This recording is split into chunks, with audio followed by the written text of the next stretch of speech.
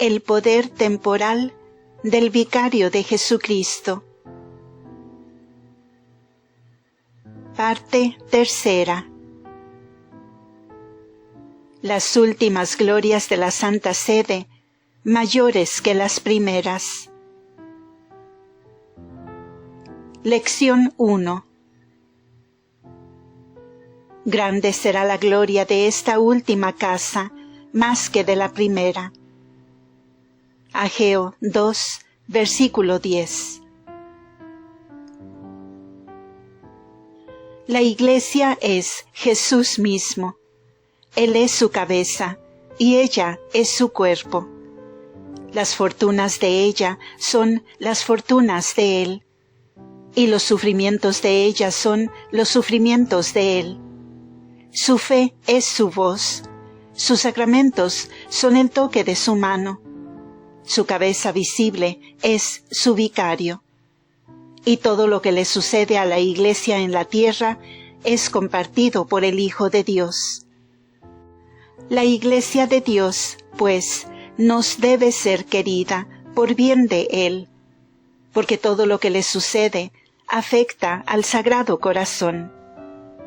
Y no podemos hacer mejor reparación al Sagrado Corazón de nuestro Divino Señor que con la fidelidad, aún en la muerte, a la Iglesia de Dios. He hablado en otras ocasiones sin reserva, y tal vez con demasiada osadía, sobre los sufrimientos de la Iglesia. No hablo sobre sus peligros, porque peligros no puede haber. ¿Quién ha escuchado sobre los peligros de Jesús? Hemos escuchado sobre la pasión de Jesús, y así podemos hablar del sufrimiento de su Iglesia. Pero en peligro, la Iglesia no puede estar. La Iglesia es la Iglesia de Dios, y el hombre está bajo los pies de Dios. El hombre no puede tener dominio sobre ella. He hablado, pues, en este tono primero, porque hay un malicioso y sutil error arrastrándose hacia los corazones de muchos. Que la prosperidad en este mundo es la prueba del favor de Dios, como es el judaísmo y no el cristianismo. La cruz de nuestro Señor nos ha enseñado que la pasión es el signo de su presencia. Mirar la adversidad en este mundo como un símbolo de divino disgusto, con el Calvario ante nosotros, es una herejía.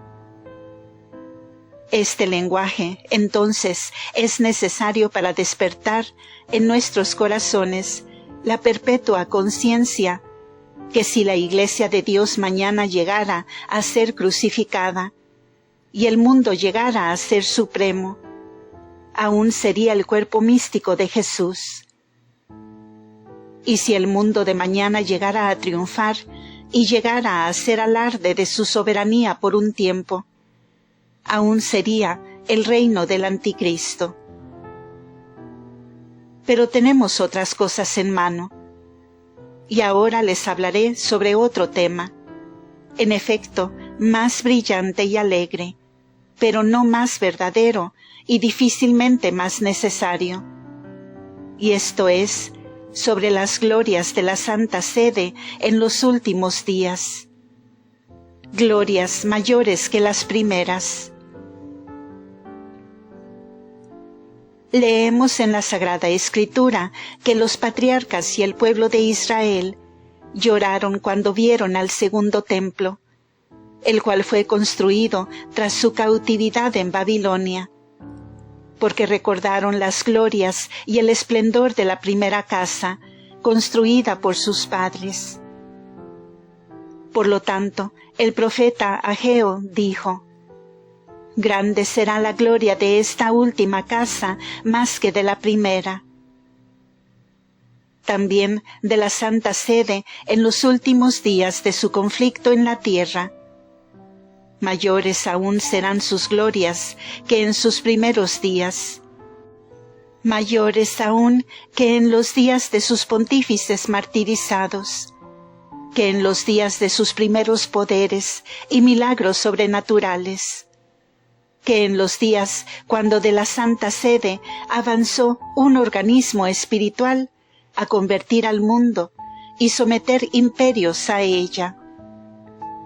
Mayores aún que aquellos serán las glorias de sus últimos días. Como la luz del día está en su esplendor en mediodía, así las glorias de su mañana se encontrarán completas y resplendentes en sus últimos días. Y como el poder y flexibilidad de la juventud se encuentra en la madurez de la masculinidad, así los pontífices de los últimos tiempos se investirán con la majestad y gloria de los primeros. El tema, pues, sobre el que hablaré es este: la vitalidad imperecedera, la tenacidad invencible de la resistencia. Esos dos grandes y divinos dones de la Santa Sede han sido siempre al correr del tiempo y son ahora y serán más y más manifestados luminosamente al mundo.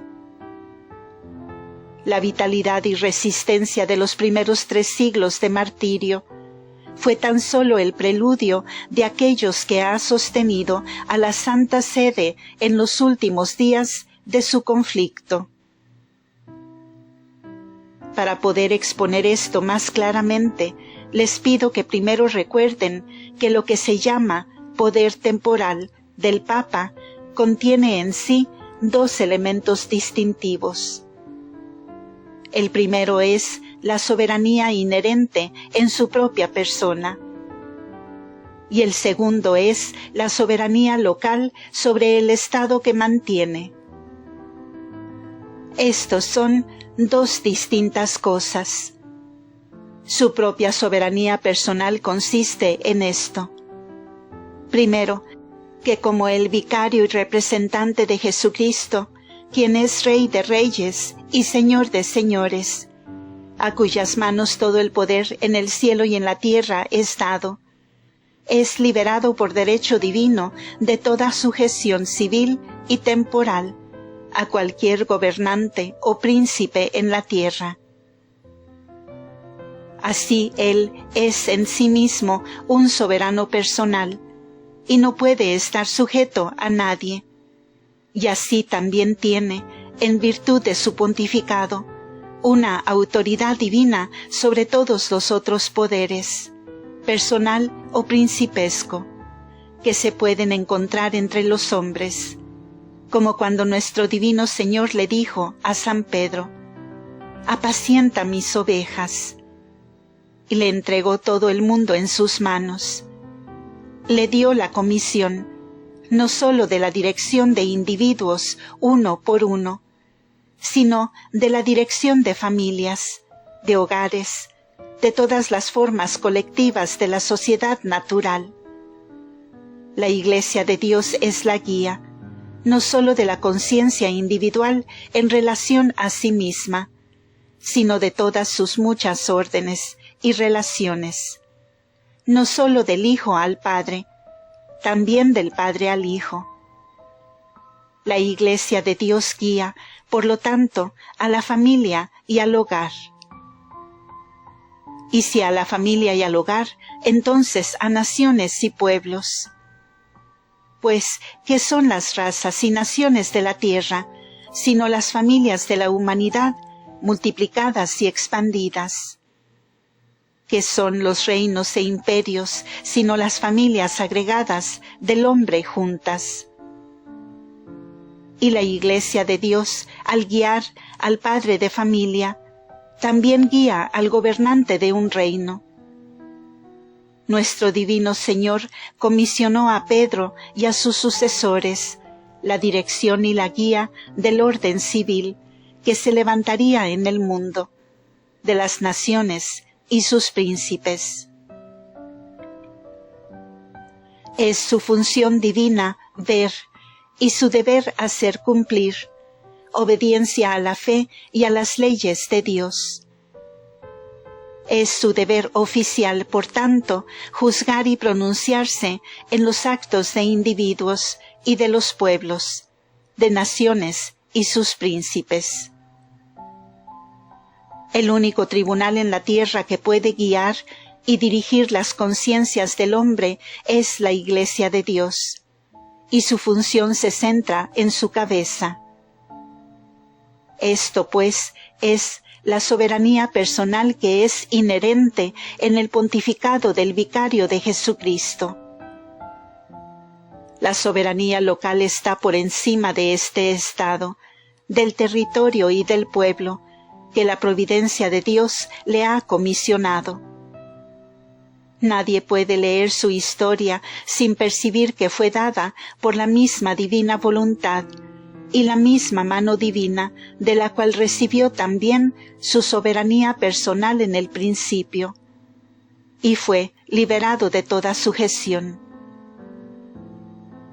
La conversión del imperio al cristianismo y luego su traslado, su destierro hacia el extremo oriente, liberó al Vicario de Jesucristo de la sujeción temporal, y luego, por la acción de la misma providencia, él fue investido con las prerrogativas de una soberanía local verdadera y adecuada sobre este estado, ese territorio y ese pueblo así puestos a su cargo. Desde esa hora, que podría decir que fue hace 1500 años, o por hablar dentro de un límite, diré que fueron 1200. El Supremo Pontífice ha sido un verdadero y adecuado soberano, ejercitando las prerrogativas de la realeza comisionadas a él por la voluntad de Dios sobre el pueblo para el que él es Padre, en todas las cosas, tanto espirituales como temporales. Este orden divinamente fundado, divinamente desenvuelto y divinamente sostenido, a mi creer, no puede ser nunca disuelto. El fin del mundo vendrá sobre él y la luz del segundo adviento le encontrará tal como está, y que por esta razón ninguna mano humana le fundó y ninguna mano humana le puede derrocar. Ninguna mano humana amontonó las montañas, y ninguna mano humana las puede desamontonar. Así que ninguna mano de hombre estableció y entrelazó la soberanía espiritual y temporal del Vicario de Jesucristo sobre la tierra. Y ninguna mano, más que aquella que la estableció, puede disolverla. Y yo creo que esa mano no la disolverá, pues que fue la misma mano de Dios. Y como la mano de Dios mismo comisionó, por su directa providencia, a su vicario sobre la tierra, este dominio soberano sobre el estado que sostiene. Así, ninguna otra mano puede revocar su acto, rescindir su voluntad o abolir su obra. Ningún poder puede conquistarle, adquirirle o poseerle. Nadie puede jamás obtener un derecho sobre lo que Dios le ha dado a su vicario sobre la tierra.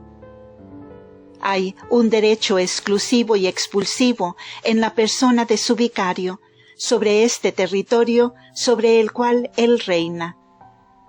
Y ninguna ley humana, ninguna conquista humana, ningún convenio humano, ninguna revolución humana puede crear un derecho contra el derecho de Dios, o abolir el derecho que Dios mismo otorgó. Pues que vemos que es la ley de la Iglesia de Dios nunca retroceder en su camino. Como se dijo del Imperio Romano, Roma nunquam recedit. Roma nunca retrocede. Así tampoco la Iglesia retrocede. Roma nunca recogió sus fronteras, nunca adquirió sus límites. Sus legiones marcharon directo hacia adelante, Sus caminos militares cruzaron planicies, desiertos, montañas, sin dar vuelta a la derecha o a la izquierda. Si se toparon con una roca, la atravesaron. Si llegaron al pie de una sierra, la escalaron. La persistencia irresistible, la dirección inflexible, la voluntad gobernante de ese gran imperio nunca vaciló o se retiró. Estaba en el orden natural un débil y endeble símbolo de la Iglesia de Dios. El profeta Isaías predijo que el reino que se le diera al Hijo encarnado de Dios debería ser para siempre. El profeta Daniel dice, nunca será destruido. El arcángel Gabriel dijo que él reinaría en la casa de Jacob por siempre. Y la Iglesia, en su credo, profetiza, cuyo reino no tendrá fin. Tal, en un orden mayor, es la persistencia irresistible y progresiva de la Iglesia, desplegándose, desarrollándose, multiplicando sus poderes y prerrogativas, nunca contrayéndose, nunca retrocediendo, nunca desmoronándose. Folium eius non defluit. Ninguna hoja caerá sobre la tierra. Es el árbol de la vida, siempre mostrando vitalidad, nunca contrayendo su fecundidad, su estatura o expansión. Y por lo tanto, como creemos que al principio la Iglesia, por su simple poder espiritual, sometió al mundo, y luego por su doble poder, espiritual y civil, creó la cristiandad, y llamó a la vida a monarquías y reinos, e imperios y confederaciones de imperios, y ha creado hasta la ley de naciones por las que el mundo se civiliza y se mantiene. También creemos que su gran misión continuará hasta el fin, y que la Iglesia será como ha sido y es hoy, el único poder sustentador de la cristiandad. Los que creen que la cristiandad fue creada por la Iglesia deben creer que la Iglesia de Dios no cesa de sostenerla, a menos que crean que la cristiandad cesará de ser. Y los que creen que la cristiandad llegará a un final deben igualar su teoría con las palabras del Hijo de Dios. Tú eres Pedro, y sobre esta roca construiré mi iglesia, y las puertas del infierno no prevalecerán sobre ella. Luego, más adelante, veremos en la historia que fue la soberanía personal de los pontífices la que mantuvo y sostuvo la soberanía local comisionada a ellos.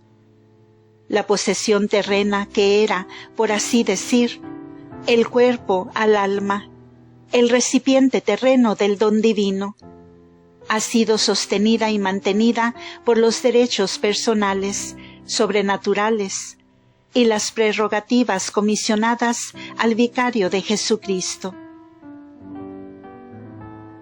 Antes de nada, le compraron con 30 martirios. Es la ley de la guerra que el ejército que permanece sobre el campo es el victorioso.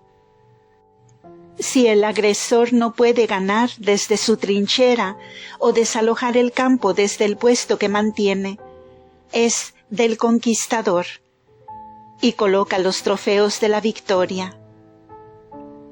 Unos 30 pontífices cayeron sobre el campo. Por su sangre compraron la ciudad de Roma y la tuvieron como suya.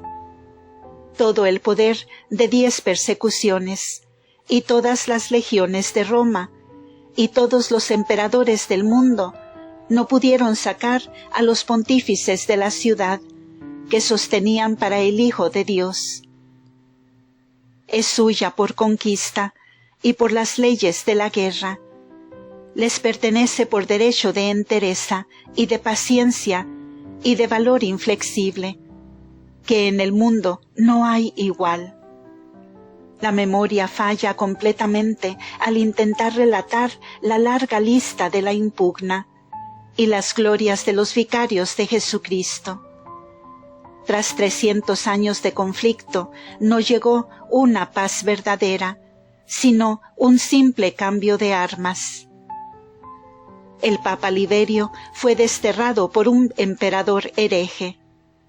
Silverio murió en el exilio.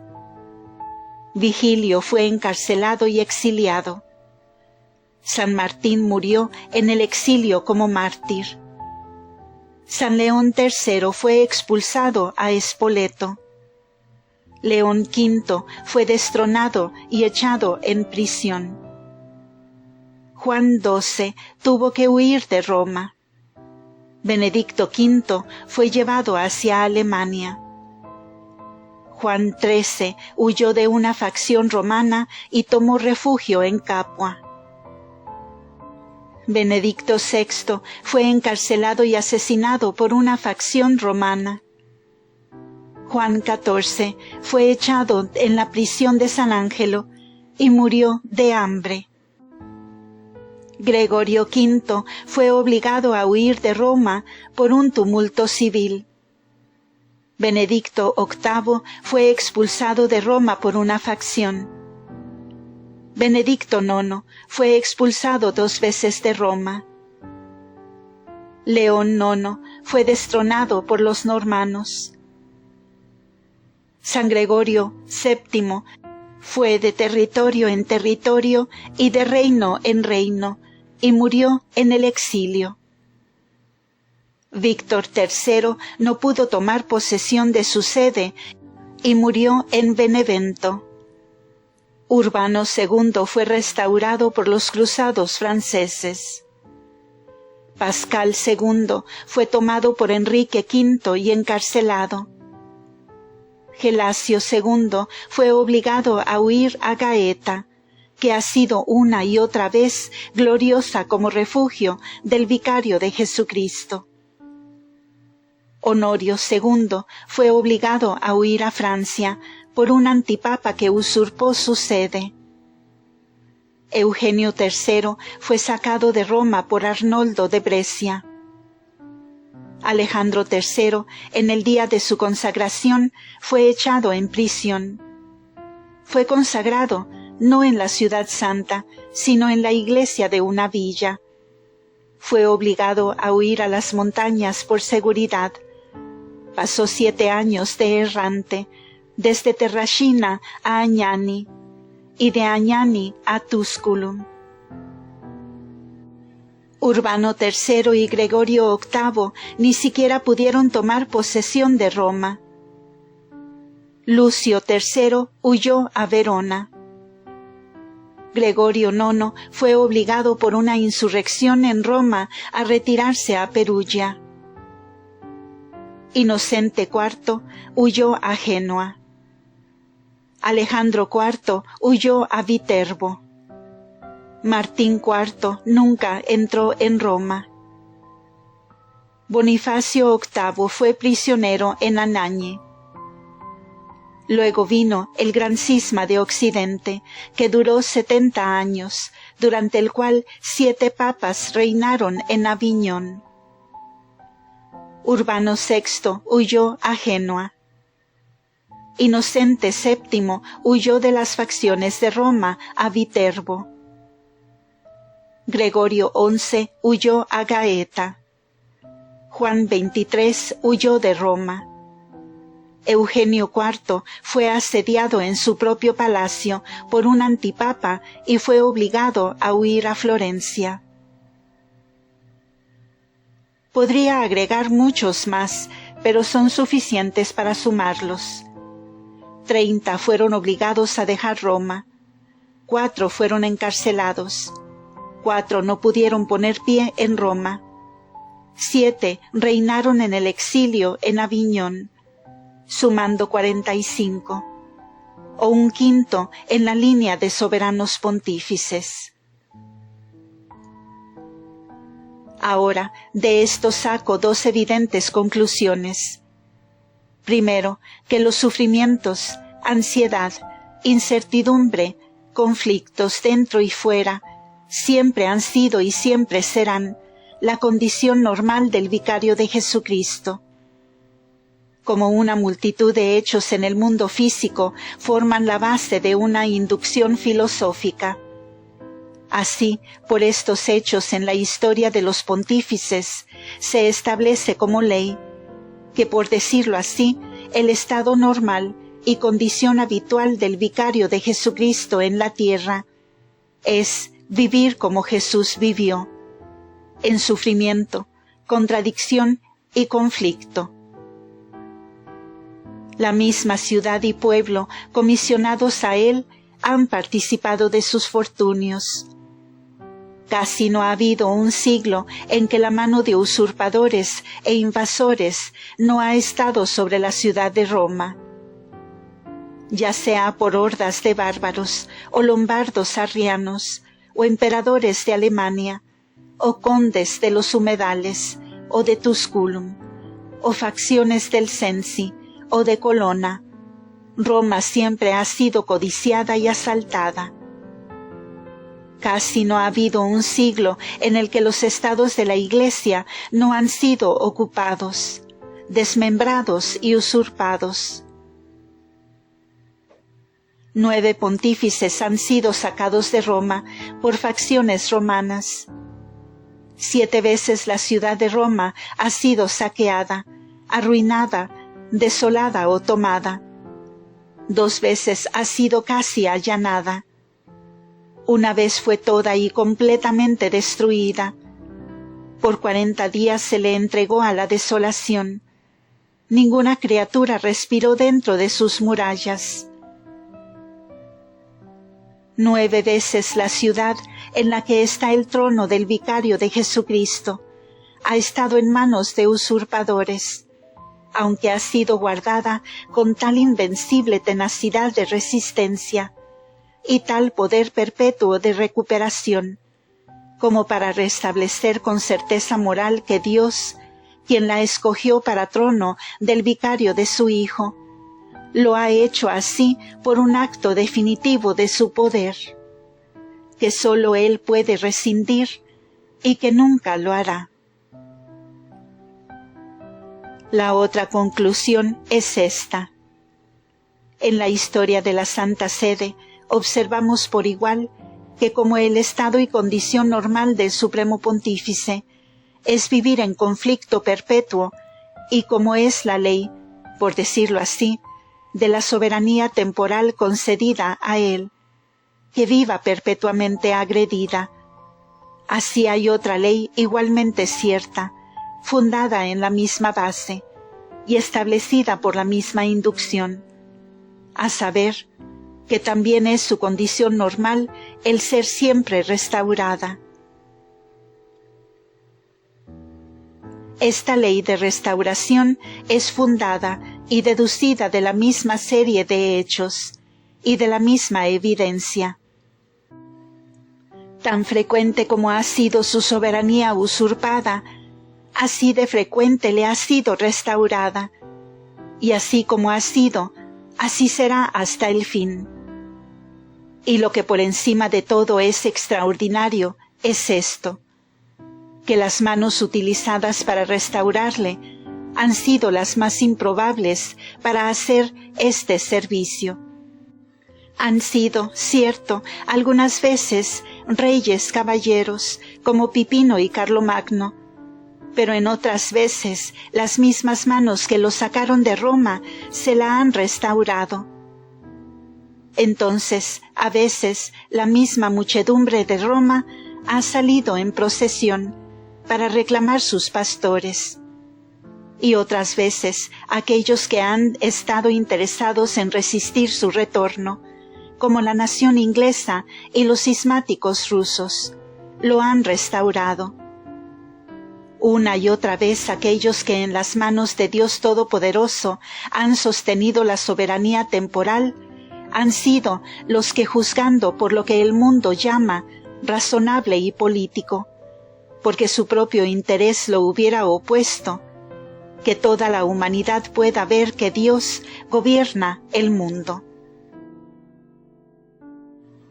La conclusión, pues, que deseo establecer es esta: que las últimas glorias de la Santa Sede serán mayores que las primeras, porque su vitalidad imperecedera y tenacidad divina de resistencia ha sido y será más y más luminosamente manifiesta en la lucha por la cual pasa. Será más claramente visto por todo el mundo que el solo principio de estabilidad encontrado entre los hombres es la Iglesia católica y romana, que todas las formas de institución humana son transitorias, disolventes y autodestructivas. El Estado romano ha sido cambiado y moldeado una y otra vez en condados y ducados, en reinos y provincias de imperios. ¿Dónde, me gustaría saber, están en este momento esos mismos reinos y sus señores que clamaron ser sus gobernantes temporales? ¿Dónde está ahora Napoleón, rey de Roma? ¿Y dónde estará mañana Víctor Emanuel, rey de Italia? Todas estas ocasionales formas de rebelión, revolución y desorden que nacen de la voluntad del hombre tienen un momentáneo triunfo y en un rato ya no.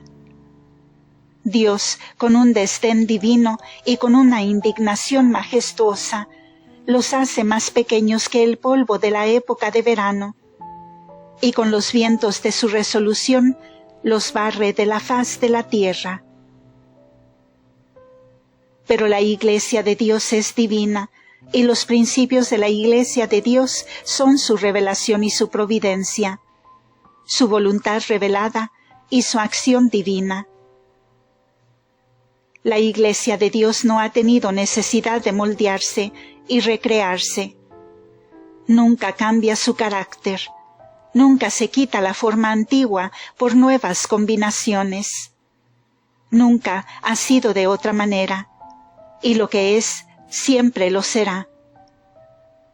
El pontífice que ahora reina desde la sede apostólica sobre la Iglesia universal de Dios se sostiene solo, firme y sin cambio, en las mutaciones e inestabilidades de todo su derredor. Él responde como sus predecesores han respondido antes que él: non volumus, non possumus, non debemus. No lo haremos, no podemos, no debemos. En esas tres palabras, Pío VII se rehusó a hacer rescisión de nada ni de un título del derecho que Dios le había dado.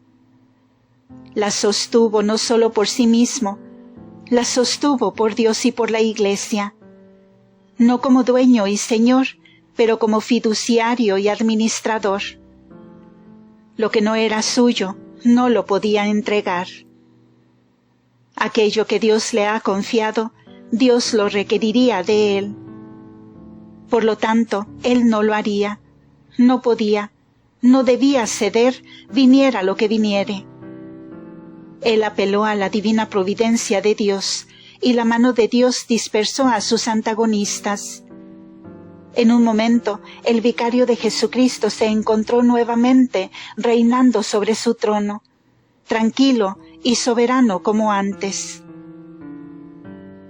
De igual manera, en nuestro día, Pío IX se ha rehusado, con una constancia y una firmeza que este mundo llama obstinación y terquedad, a hacer concesión o compromiso. De igual manera, él ha apelado a la providencia de Dios, y su apelación ha subido al cielo. Cuando el profeta Elías apeló al Dios de Israel, los sacerdotes de Baal se cortaron con navajas y saltaron sobre el altar. Así que ahora el sacerdote y profeta de la ley cristiana, de pie sobre la tumba de los apóstoles, ha apelado a Dios y su voz ha llegado a lo alto. Aún hay silencio en el cielo. No hay voz y nadie que responda. El mundo está lleno de júbilo triunfante de su éxito, tan pronto a llegar. Pero hay más poder en el hombre envejecido que se para sobre la tumba de los apóstoles y alza el santo sacrificio a los 4 puntos de la tierra que ha redimido, en el orgullo de la vida y el vigor del intelecto, y la fuerte ola de sangre y voluntad que dirigen las naciones contra él. El otro día parecía haber una disputa desigual.